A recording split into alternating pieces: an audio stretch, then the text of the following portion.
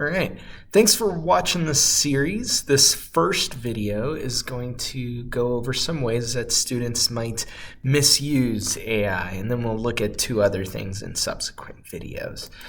I'd like to start with an op-ed that was published in the Chronicle of Higher Education in May of 2023, so just about 6 months after the release of ChatGPT.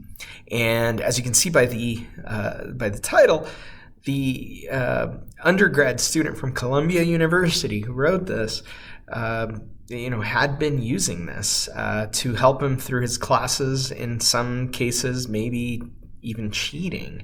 I encourage you to read it for yourself. He had some very clever ways of using it that one would argue are not cheating, and it'll be linked in the description on YouTube.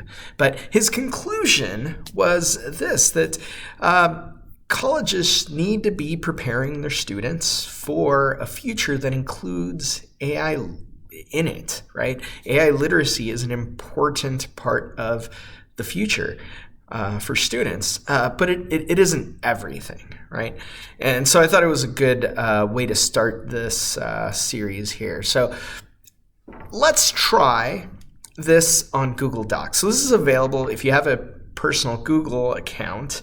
You can do this right now. So here I am in my personal Google account, and I just opened up a Google Doc, and check out one of the suggestions here. It's the Help Me Write button.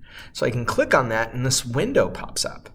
I'm going to go to the screenshots. All right. So when I tested this, I asked it to write a letter introducing myself to 10th grade English students' parents, right? Clicked create, and it produced this within seconds. And then you can further refine it, right? So I highlighted a paragraph and asked it to make that paragraph sound more humorous. I think silly is what I said specifically, and it changed that paragraph to, I believe every student can be a unicorn, right? So so it has that potential. So this is available in Google Docs already, right, in personal accounts, and I'll explain why, not school accounts, in a little bit. But any student who has a Google account can go in and do this like I did. Actually, anybody can do this, right? It mentioned it wasn't available in education accounts, right? And as you can see, so this is a part of the things that are available when you sign up for Bard, which is Google's version of a large language model like ChatGPT. So it says you can't access it with an account that's managed either by Family Link or an education account, because it's not designed to be used by anyone under the age of 18. And it's because education accounts, the majority of them are minors. It's not for them, so we're not going to release it there. In fact, ChatGPT on their own website, in their Q&As, there's a Q there that says, is ChatGPT safe for all ages? And they say no. It's ages 13, and between the ages of 13 and 18, you need to have parent consent to use. Parent consent is just check a box saying my parents consent, right? But under age 13, they don't necessarily think it's safe to use. Why might that be, right? Well, there's a few different reasons. One is it cannot filter everything.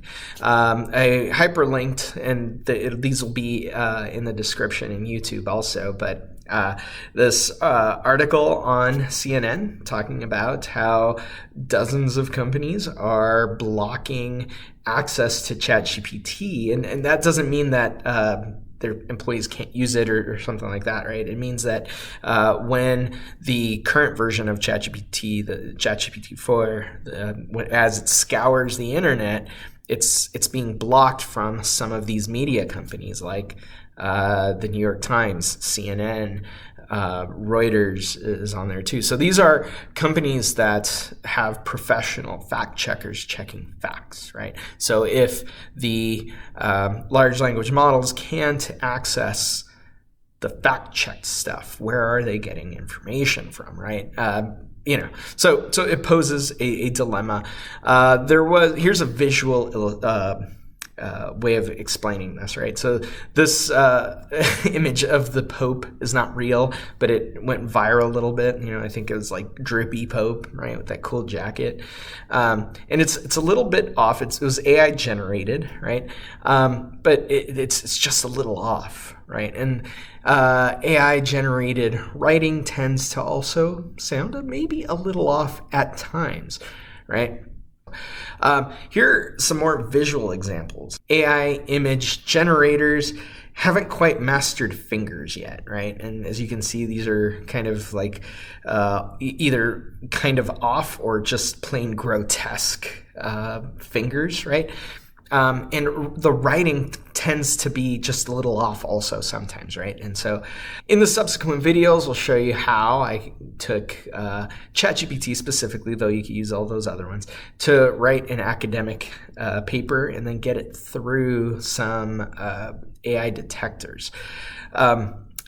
But it also can do some creative things. So I did ask it, as I was teaching health over the summer, to generate a song about the integumentary system in the style of Taylor Swift, and it was able to produce something that was maybe just a little off, but it definitely has a Taylor Swifty tone, right? And it is about the integumentary system.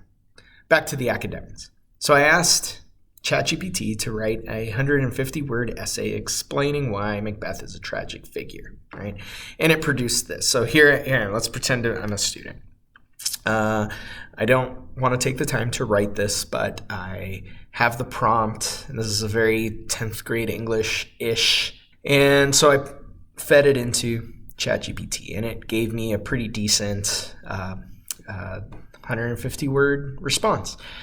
Maybe a little too decent. I'm thinking, you know what? My teacher will know that it doesn't sound like me, so let me refine it a little bit. Write it like a 10th grader.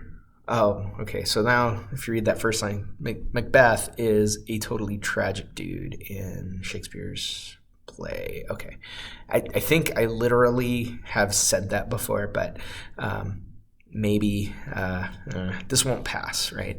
Click on the little edit button. I can edit the prompt. Remember, this is a conversation going, right? So I changed that prompt to say, remove all complex language from that first one. And it did that. Then I said, rewrite it so that it reads like a 10th grade student wrote it for his English class.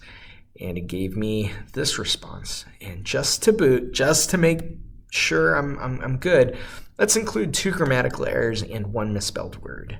And it was able to do that. So now it sounds more like me. So needless to say, there are ways that students might be misusing this and passing it off as their own writing. In the next few videos, we'll look at some of the AI detectors that are out there and why you maybe don't even want to use them. And we'll also look at some ideas for AI proofing your assignments. Hope you'll tune in.